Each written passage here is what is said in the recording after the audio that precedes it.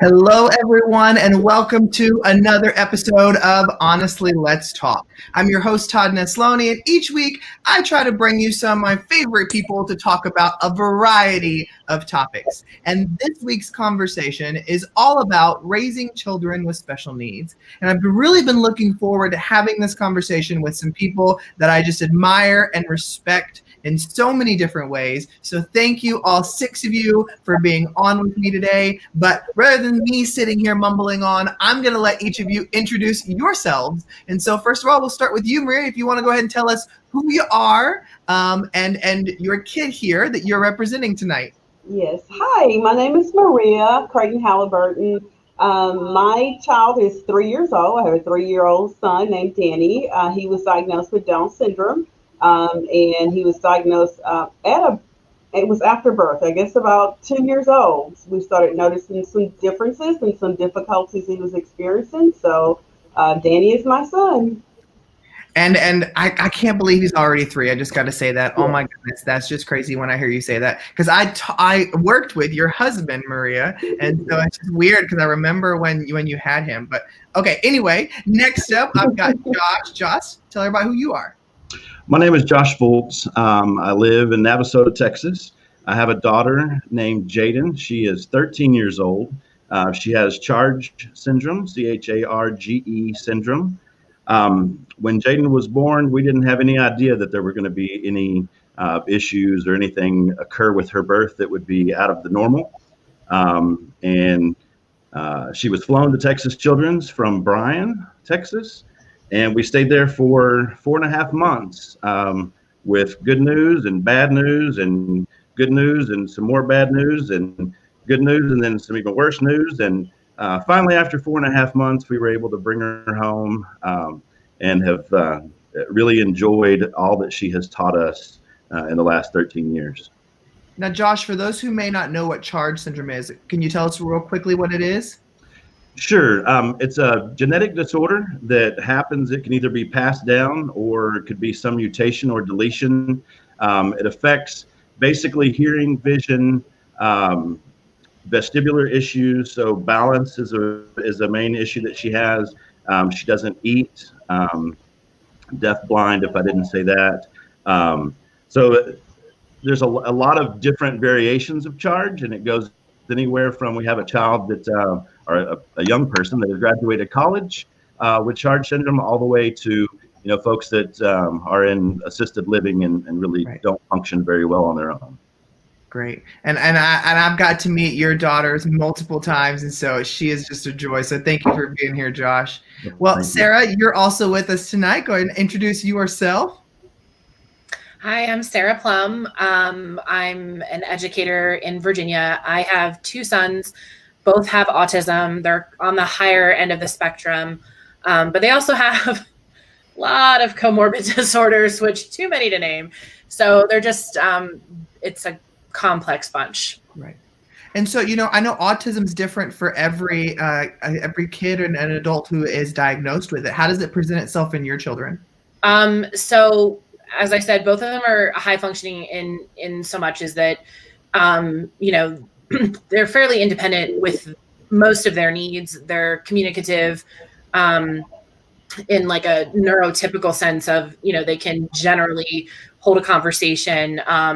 But, both of them, they're very different children. My one son is very kind of inward on himself, doesn't talk much, has a lot of like emotional needs with his autism. My other son is very outgoing, very bubbly, but he struggles very much with the sensory processing, with routine and things like that. And then you add on the other stuff they've got going on with, my oldest also has a mood disorder. My youngest has suspected OCD. Like, when you get all that together, it's just kind of like this giant potpourri of there's like really no better way to describe it. Well, thank you for being here, Sarah. And I've also got my friends Ryan and Danica on with me tonight as well too. Go ahead and introduce yourselves. My name is Ryan Giffen, and I work with Todd in the speaking world a little bit, and this is my wife. I'm Danica, and I work with Ryan in life. We are the parents of 3 boys. And our middle son is Eli, and he was born deaf in his left ear and lost hearing in his right ear before the age of 3. And so he is a bilateral cochlear implant recipient. If you don't know anyone who has to relearn how to hear, then you don't know that they deal a lot with focus issues. And so for many, many years, we've just kind of plowed through. But recently, he has been also diagnosed with ADHD. So we're kind of figuring that out as well as we go along. We're in mid stride in that department right now. Oh, let's face it, we're mid stride and everything. Well, I gotta say, I have really enjoyed getting to follow along in his journey and see just the amount of growth that y'all have had with him and things. So I'm excited to talk about some of that today. So thank y'all for being here. And last but not least is my friend Casey. Casey, thanks for being here. Thank you for having me. I'm Casey White. I'm from Houston, Texas. I'm also an educator. And my son, Chase, is about to be 8 on Friday. And he is diagnosed with autism and ADHD. And so how does autism present in your son? So Chase, it's funny because a lot of the stereotypical autism symptoms he doesn't have. He's very independent. He is very athletic. He rides his bike. He does gymnastics, but he's verbal. But a lot of times with him, a lot of social issues, doesn't understand kind of always what the other kids are doing. And he wants to be friends with everyone, but we do have to do a lot of social prompting. Yeah. Also, communication is difficult for some people to understand him if you're not around him a lot. We do a lot of speech path with him. And he has a lot of trouble with academics. So we are in the 2nd grade in a self-contained classroom with other children with autism. He has a great group of teachers and kids he's with. And we are now sounding out words and doing simple addition. And for us, that's huge because learning letters and numbers for us took years and years and years of practice. So he's got some definite strengths. And he's made lots of improvements. So, I mean, we couldn't be more blessed than awesome. He's able Thank to you so much for being here, Casey. I'm super excited to get to chat with you some more too. But, the first question I want to start with after hearing a little bit about each of your children is I know that when you have kids and each of them are diagnosed with the different things that y'all mentioned, there's some point where that diagnosis happens. Sometimes it's right after birth. Sometimes it's many years down the road before you get a title with something that's in there. And sometimes the diagnosis changes throughout their life. And so as a parent, I'd love to talk about that emotional journey for you. And when you found out that there was a title attached to your child that was going to require them to have some special needs be met throughout their life, how did you process those emotions? Sarah, I want to start with you. Raising 2 boys and getting those diagnoses on both of them, how did you process that as a mother? Like, what did you work through? The first time around, I'll just say that, I was in college when I had my oldest. We were relying on food stamps. I was on Medicaid. It was just a very stressful time, just period, to be a first-time parent. And I knew probably around 8-9 months, being from an educator background, I had minored in special education. I knew something was wrong. I knew something was wrong right away. And no one would really listen to me because they were like, you're a first-time mom. You're just making a mountain out of a molehill. And it kind of went that way for a few years. And so for me, it was really a struggle because I felt like I was constantly being gaslit because his autism wasn't so noticeable that it was like, without question, he's autistic. Right. And because of that, it was that constant feeling of gaslighting. So when we did finally get the diagnosis, there was this dual feeling of a sense of relief and vindication. Like, I wasn't crazy. Like I knew, and as a mom, I knew, and that was that. But then on the flip side, it was this realization of like, oh my God, I was right, and mourning that. And, you know, I wasn't supposed to really be able to have children. And so when we got pregnant with my second son, it was a complete shock. And it was my first year of teaching. And all I kept thinking, and, you know, and this is like a very taboo thing. Some people, you know, everyone has a different feeling about it. All I kept thinking was, I can't go through that again, because it was just so challenging. And, you know, everybody kept saying, it's going to be fine. It's going to be fine. You know, it's not, you know, don't worry about it. Sure enough. You know, and I'll say that the second time around, it was a lot harder, because I felt almost responsible in a sense, because I knew like we're predisposed genetically, and here we go again. And like, you know, what kind of quality of life is, you know, it's a very complex thing emotionally. And there's a lot of judgment from people that are on the outside looking in. And even within the community of parents, children with autism, it's very, very divided on, is it a gift? Is it a disability? And, you know, and so it's a lonely road to walk. And I will say that even though I knew deep down, the label caused a lot of anguish. Right. Well, I appreciate you sharing that, and sharing so honestly, because I know sometimes when you have these conversations behind closed doors, people will be that honest. But I appreciate you being that vulnerable this publicly, because I think that will really resonate with a lot of people. Well, Casey, you know, you and I have talked a little bit about your journey as well with your son getting diagnosed with autism. Talk to me about how you dealt with it. So a lot of the same things that Sarah went through. When he was about 2, I mean, he would literally bang his head. And I would take him to doctors, and they say, he's never going to bang it hard enough to hurt himself. I'm like, no. I have videotape. Like, you have to see this. It's scary. It's frightening. And everyone kept telling me that. So he didn't talk. He said a couple of words, and then we never heard them again. And then people kept saying, oh, you're comparing him to your oldest daughter. He's a boy. Those boys talk late. Those boys do everything late. And so I would go to pediatricians and explain my concerns, and they kept saying the same thing. And so like I told you before when we talked, my first diagnosis was ADHD. And I hate to even admit it, but I felt relief. Like, oh, we can do that A. We can do that A. You know, it's not the other A, because I had suspected autism. But when they said ADHD, I felt relief. Like, yeah, I can do that. We can do that A. But things were not getting better, and I knew that there was more. And I just remember, I think the day it hit me was I came home, and my daughter said, look upstairs, and everything was lined up in a row, and I just lost it. Because it's such a stereotypical autism thing, the lining up of stuff. But it just reminded me that you have to keep going, because you know there's something else here. And so we kept going and going. And finally I went to a neurologist, and I said, look, let me tell you what's going on. And they said, yeah, that's autism. And so it was scary. It was very scary to hear. Kind of like with Sarah, I think you mourn what you thought their future was going to be. Nothing is scarier than sitting in an ARD and getting the paperwork for transition services, and they tell you call Texana, because the waiting list for assisted living is 10 years. And I'm like, what do you mean assisted living? What do you mean? You know, no, he's going to get in my house at 18, like, you know, everybody else. So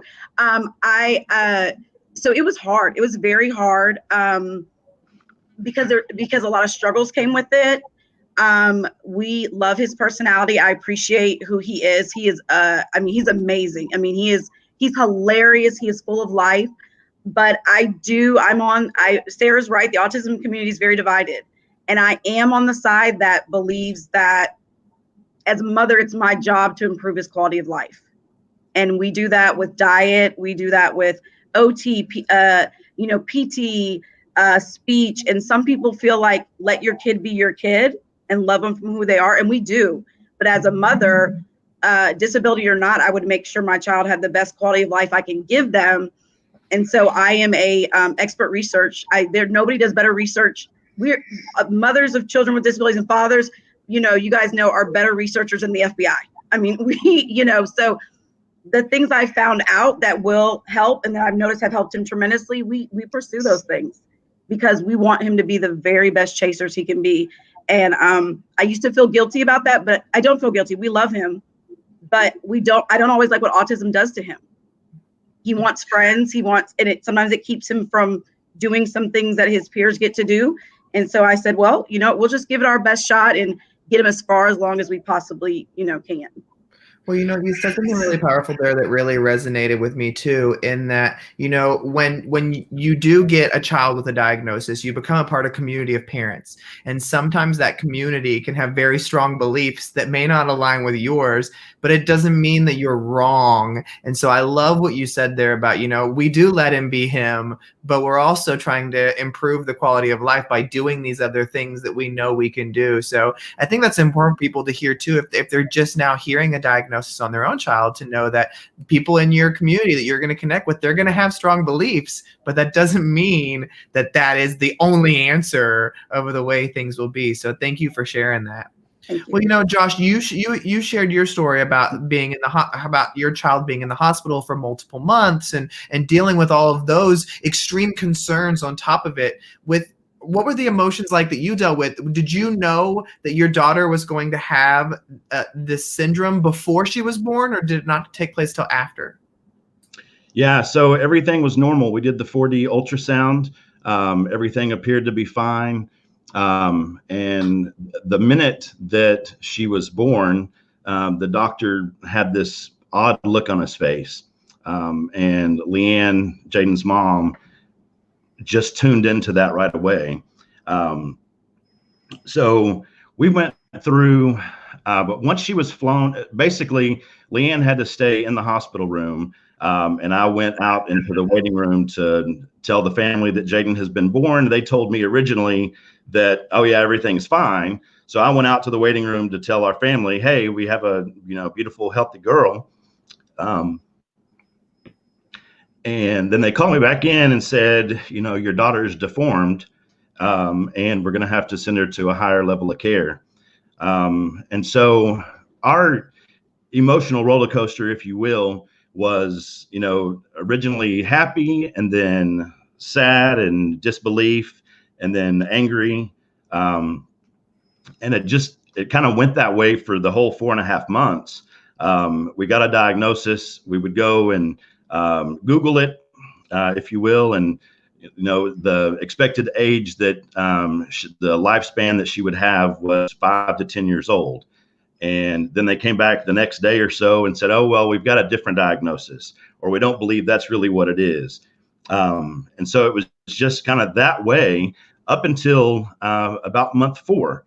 And we were sitting down in a big meeting room at the hospital, and there was about 20 different doctors.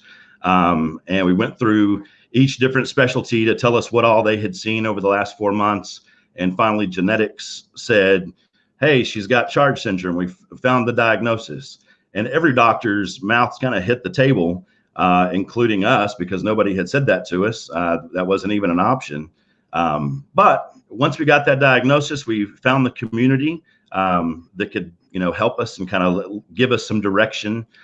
We found a local organization in the state, Texas Chargers, and that organization has really kind of made way for deafblind and people with Charge within the state of Texas. And so the first thing that Leanne and I said is we've got to get involved in this group. We got home in June, and I believe in July we were at our first conference and meeting with the families. But the emotional roller coaster that you go through, and I would even say for the parents that are still here, the emotional roller coaster that we still go through, the disenfranchised grief that we experience when we go out to a park and see other kids doing the normal things. It's a constant roller coaster that we deal with every day. Right. Well, I appreciate you sharing that, Josh, and thank you as well for your vulnerability. And Maria, when like I said, I've known your husband for 6-7 years now, and was so excited. And your little boy is adorable. And so, tell me a little bit about your journey when you found out that he had Down syndrome. Well, just a little bit of background. He's our miracle baby. We're older parents. I had some health issues prior to having him. I had several miscarriages before him. And we were actually in the process of going through adopting. And by the end of the adoption process, the classes that you go through, I found out I was expecting. So I was really excited. It was an answer to prayer. God knew we wanted to be parents. And so we, went through the pregnancy, went through all the tests that they have. So nothing abnormal was found during the pregnancy. It was actually a smooth pregnancy. It wasn't until after we got home from the hospital. I delivered, got home from the hospital, had our first pediatrician or pediatric appointment at about 4 days old. And the doctor noticed a heart murmur. And he said he wanted to do more tests. So from those more tests, within a week, we were seeing the pediatric cardiologist. I don't even know that existed. So we entered the group of, having a child with a congenital heart defect. And so I was a part of that group. And so I was doing all the research because he had a heart defect. It was called an atrial septum defect and ventricle septum defect. He had 2 little holes in his heart. So we were, going through that process. That was an emotional roller coaster, not knowing what to expect from there. And we knew that we were possibly facing open heart surgery at some point in the future. So that terrified me, that, my little bitty baby possibly facing open heart surgery. So in our conversation with the pediatrician and the cardiologist, they hinted that he could possibly have a genetic defect. We weren't ready for that yet, just because we were facing, open heart surgery. And so we probably made a lot of enemies among the doctors because they wanted us to, go ahead and do genetic testing, find out, and we weren't ready. Yeah. We wanted to focus on his health, his heart. And so we had the open heart surgery a little after his first birthday. And, as he was healing, we noticed that he was not sitting up when he should, when he wasn't, making the progress that most children make at those stages, at those specific stages. And finally, my husband and I said, let's go ahead and do the genetic testing. Mm-hmm. We knew that it was a 50-50 chance with the heart defect that he could have a genetic defect. And, we received the diagnosis of Down syndrome. It's been scary for us. We have had a lot of support. We've joined a local support group for, parents of children with Down syndrome in our community, several Facebook groups, and that's helped a whole lot because like John mentioned, you see the other kids at the park and they're playing and the other kids are doing things that your child is just not there yet, and you wonder, if they'll ever get there, so there's a lot of anxiety that goes along with that. But we love him. He's adorable, has a great personality. Everywhere he goes, whatever daycare we're in, he makes a lot of friends among the staff and the kids. They love Danny. They know Danny needs a little extra help, the little kids, and they're very sweet and helpful to him, and I appreciate that. So that's kind of our journey, having the diagnosis. Yeah, thank you for sharing, Maria. Well, Ryan and Danica, you shared that you've got several boys, and your middle one is the one that has some of the special needs with the hearing and the cochlear implant. And I know you also shared that you've been on a different journey too with this, where he had hearing, and then the hearing was gone, and then you're working on with the implant of him trying to relearn hearing. So I know that's added another layer too, but talk to me a little bit about, from your perspectives, about what that emotional journey has been like. Well, I think, as everyone has mentioned, there is a certain amount of grief. I think your expectations versus reality. I mean, we're human. And so, that can even be, you go to the grocery store and they don't have the chips you want. You can have a little bit of grieving, right? So imagine that whenever it comes to your child. You have expectations for how you see things to progress. And I think it was mentioned earlier, but we kind of were given hope several times that things were going to be just fine. To kind of back up, we didn't actually know that they checked hearing in the hospital. And so we were actually getting ready to be discharged after he was born. And they were like, oh, we need to do his hearing exam. And we're like, oh, okay, great. He was already asleep. You should do that. And so they did. And she came back to us and she said, he didn't pass. And we were like, what'd you do? You not us. And so, we just kind of left kind of going, okay, we'll be fine. They said, it could be just some fluid in his ears. And so I guess a week later, we took him in again and had another test, and he failed it again. And 3 weeks later, we went in and they did another test and he failed it again. And it was at 3 weeks that I think whoever had to deliver the information to us was like, this is actually happening. And so now you need to accept it and we need to find a plan. And so at 3 weeks old, we were told that he was deaf in his left ear. His right ear was perfectly fine. But he had no hearing in his left ear. And so from that point on, we just saw specialist after specialist every 3 to 6 months during his early years. And they just kept monitoring his hearing. But we were constantly told he is going to be fine. Like, there are so many people who only have one ear. That's the way the deaf community says it. He has one ear. He's going to be totally fine. And we live in Nashville, Tennessee. And at the time, the coach of the Titans was Fisher. I forget his first name. Jeff Fisher. He only has one ear. And so the audiologist is like, it's okay. The head coach of the Titans only has 1 ear hearing. You're going to be fine. And we're just like, wow. Okay. How do we process that? So we just kept going back, like we said. And at his 2.5 year checkup with the ENT, they did testing and he threw a major fit. And if you've ever been around a 2.5-year-old, you know that can happen. And so they said, we'll touch base back again in 3 months. Did the same thing, threw another fit.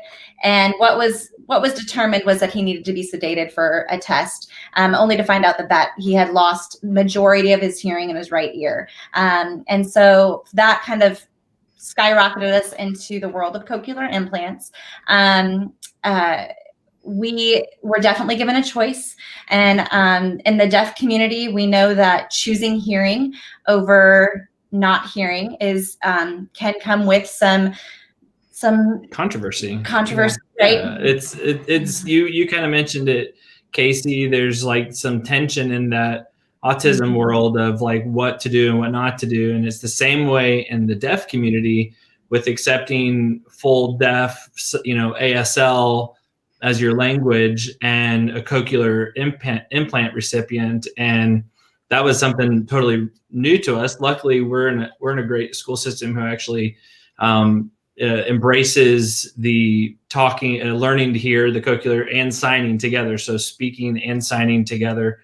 And we really felt like that would be his best route, because when he has his ears on with cochlear implants, we call them his ears. When he has his ears on, he really right now can hear pretty well. I mean, it's not 100% like you and I hear, but it's very, very well. But once those things come off his ears, he's, deaf, silent, can't hear anything. And so, equipping him to have the ability to communicate, if ever he wasn't able to have his ears or was needing to communicate with someone that would only know sign language, was kind of our route there. But yeah. So at 8, he his auditory memory is growing and expansive. He has a huge vocabulary for a 4-year hearing person, because he is 4 years of hearing versus 8 years of hearing. Mm-hmm. And he is bilingual. He can sign. He's fluent. In fact, we were recently told that he will differentiate if he's speaking with someone and they are signing while speaking, if they sign a word different than what they're saying. then he calls them out on it.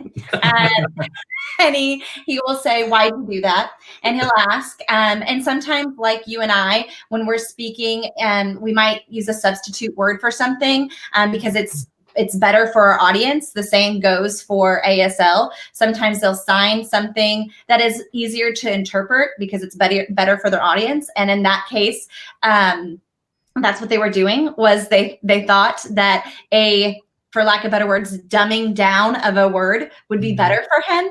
And he knew that was not the right word. And he was like, no. And then pride them on it. And also, we have, like I said, we have 3 boys. And so there are many times where there's lots of talking going on in the house or just noise. And so, in the middle of all of that noise, he'll say, Mom, how do you spell? And imagine trying to spell over chaos and having a child who's learning how to hear, pick out every single word. So across the room, I'm often finger spelling words for him. And he's like, not even saying anything, just signing to him. And he knows his younger brother also can pretty much interpret finger spelling for the most part. And again, if we sign a word from across the room and we don't say it, he typically knows the translation. Now, the catch with this is he will not sign unless he's confident that you know sign language. So he's a little snooty. But that just goes. I'll try to sign with him. He's like, Dad, no. Yeah. With that, I mean, he has personality for days. He's hilarious. He's a charmer. I think somebody else mentioned that their child is kind of a friend to all, and that's him. Like, nothing stands in his way. He doesn't, nothing holds him back. He's a friend to staff members. He's a friend to students. He's got many, many people wrapped around his finger, which is good and bad. He cornered the guy at the pet store this evening, asking him why they didn't have geckos in the pet store. And the guy kind of looked at me and I was like, I don't know. And he pointed to a huge picture on the wall right behind him, which is a huge gecko. He goes, well, you have a gecko right there. So like, he's just knows no strangers and really exciting. But it's things like what Ryan just mentioned about focus. That is what kind of started clicking some things for us with his ADD, ADHD diagnosis. He could be, as we mentioned before, in a very loud room and completely just shut down and zone in on one thing. Yeah. And so we would notice that. And, for a long time we could say, well, he's so used to not hearing.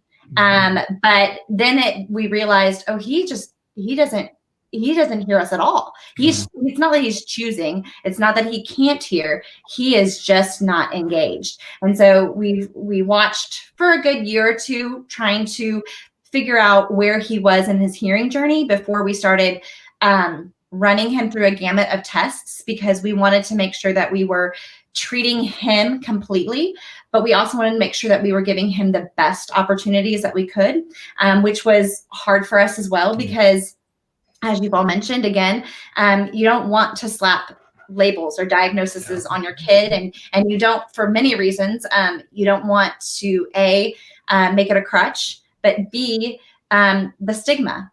For you don't want either one. And I had someone say to me, but finding out the diagnosis and treating or doing whatever the diagnosis might actually help him soar. I'd always looked at it as a downside. I come from an education background as well. And for some reason, as an educator, I never looked at it as a downside, but as a parent, I was like, oh no, I just don't want to give another label. I don't want him to have another thing to set him back. And somebody just said, attacking this, so to speak, could help him take off. Yeah. And that's literally all we've seen is since kind of realizing this and addressing it, we've just seen him completely take off. We've seen areas where he really never wanted to give any attention, dive in, and he's proving to us and himself how awesome he is at things that he never had interest in before. Yeah. And that's because I think he just had so much else going on. So it's been awesome. Yeah, Yeah. it's ups and downs. I mean, and some of us are kind of in older ages of special needs children, and some of us are in the younger stages. And I just remember sometimes in those, especially the really early stages, you're kind of more shell shocked than you are anything. But as you get into that second and third year, you're starting to get your footing, and you're really kind of grasping how to do this, only to kind of trip up every, developmental step. And, oh, now this is an issue. Oh, he's got to do this. And there are all these things that you're tripping through, and the struggles that we went through, and to where we are at now. It's incredible. Like Danica just showed me that he got a 100 on a subtraction test on his math or whatever assignment. And I was like, we were looking at like, he did all this subtraction. It was like, plus it's new math. So I was like, I don't even know how to do this, but anyway, it's just really exciting to see, where we were at times just desperate for answers, and we'll take any answers, and we want this to work itself out. And we're hearing people, especially in the cochlear community. And I love, Josh, what you talked about, that you guys got involved with the community like within a month. It took us a little bit to accept where we were at and to find the community we're at. But when we found this parents of cochlear implants, cochlear kids Facebook community, it really started to open our eyes, and we started seeing these people on the other side, like having the 10, 12, 15-year-olds that were playing football and going to college and stuff. And we're just like having those people as kind of a lighthouse almost, to say, okay, we're in the storm now, but we know that we're going to get there, and we don't know how we're going to get there. We're starting to see little glimmers of that through Eli right now, and it's really exciting. Like, we're definitely not to the lighthouse by any means, but it's a journey that is incredible to think back on. Well, one thing I'd love, to hear from each of y'all is, as we wrap this conversation up today, I would love to know kind of what advice would you leave for parents who may be dealing with something similar to this? We'll start with you, Casey. What advice would you leave to parents? First of all, I would say that it is okay to grieve.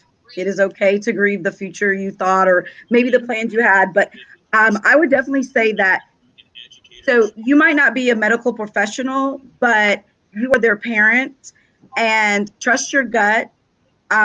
Be involved in the process. Like I said, we do a lot of biomedical type things with different, and some doctors are like, oh, that doesn't really work, but we take our own data at home. So you're your child's best advocate. So definitely be confident in the fact that your kid, what they need, and don't beat yourself up, because it's hard, and cut yourself some slack, because it's really difficult. There's a lot of questioning, guessing. Is it my fault? Did I do something? But at the end of the day, your child best, and be their advocate, and always just strive for progress and enjoy what they can do. I find that it's a lot easier when we focus on the things that he's accomplishing instead of looking at maybe what milestone he's missed. So focus on what they are doing. I love that. What about you, Maria? I would say enjoy your child for who they are, as an individual, because that's what you want the world to see them, as an individual and not as a diagnosis or a label. I did a lot of research, and I would say, from a parent point of view, do your research. I've have so many Pinterest things that I've pinned, to help him along the way. We have the professionals, and I'm an educator, by profession, but I had to start from square one doing my research, on what would help my child as an individual. And, and last of all, just enjoy your child for who they are, and help them become who they are intended to be. I love that. Josh, what about you? Yeah, I would second the motion to trust your gut. That is really, really, really important. And Jaden's mom has that, what I have seen as that motherly instinct, and I don't know where she got it, but she got it, and she can tell when one little thing is wrong. She knows exactly what it is. Be an advocate. Get involved when you're ready, but understand that life's not going to change. So hiding from it is not going to change your circumstance. You're going to have to get out there and actually fight to protect your child. And the other thing that I would say, the last thing, and I'll steal this from a presenter that I heard back whenever Jaden was much younger, is celebrate the gold medal moments. And this was from an Olympian. And gold medal moments are those things in your child's life that most people don't really think about. The first time they crawl, or the first time for us, Jaden was 5 years old when she finally started walking after 3 years of therapy. That was a gold medal moment. The first time that Jaden, signed to us a word that actually made sense in what she was trying to express to us, that was a gold medal moment. And enjoy those and love those and share those with your family, share those with your friends. Because once you become a special needs parent, a lot of your friends change because they're nervous or scared about, am I going to hurt her? Am I going to do this or do that? But share those good stories with your friends, because that will help keep them connected.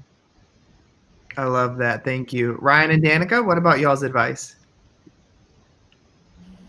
I think to echo what many people have said in different ways, but definitely progress over perfection. Just look at the forward momentum always. Just continue to celebrate those moments for sure. And as a mom who's been in the education world, don't forget that you can become as legally smart as anyone who has a degree. You can know the law just as much as they do, and in fact, do it. And then to echo what you said, Josh, is don't become an island. Don't cut yourself off from family or friends or anything like that. I will admit I'm completely guilty of that many times, because I feel like people don't understand, or they see the cochlear implants and view it as a Band-Aid and that he's fixed. But it's still there's still so much. We have 2 other children, and it's different. I mean, it's different for them and it's different for us. And so just don't cut yourself off, because a lot of times not because of other people's fault. They just don't know the questions to ask. They don't know. They don't know your level of exhaustion. And so make sure that you're advocating for yourself too. Advocate for your child, but advocate for yourself. So thank y'all. And Sarah, last but not least. I'm going to kind of take a different approach than Danica's, because I think sometimes, but not totally different, not opposing. It's just kind of a different take on it, is that as a parent, you have to protect your peace, and you have to know when to cut people off. And there is you cannot allow yourself to be constantly gaslit by the people around you and the people that are supposed to be in your corner or caring for your child, because you're going to do enough gaslighting of yourself just because of that guilt of being a parent and being in that situation and always having that second guessing. Is it something that I did? I will say that, PTSD and severe depression is widely underdiagnosed in parents of children with special needs. And I made the mistake of far too long allowing people in my sphere to gaslight my husband and I, and chalk things up to poor parenting or, things like that. I allowed my son's school to say, well, he's not having outbursts here, so it's got to be something environmental at home, and deny us services and things like that, and allow that to be the narrative they put forth. And there came a point at which I realized that, they're not in the arena, and so they don't get to have a vote. And there's a point at which you have to decide that for yourself, the trade-off, because emotionally, with everything that comes with it, you have to give enough to yourself and to your child, and you can't always extend more grace to the people that are actively misunderstanding you and actively gaslighting you than you do to yourself.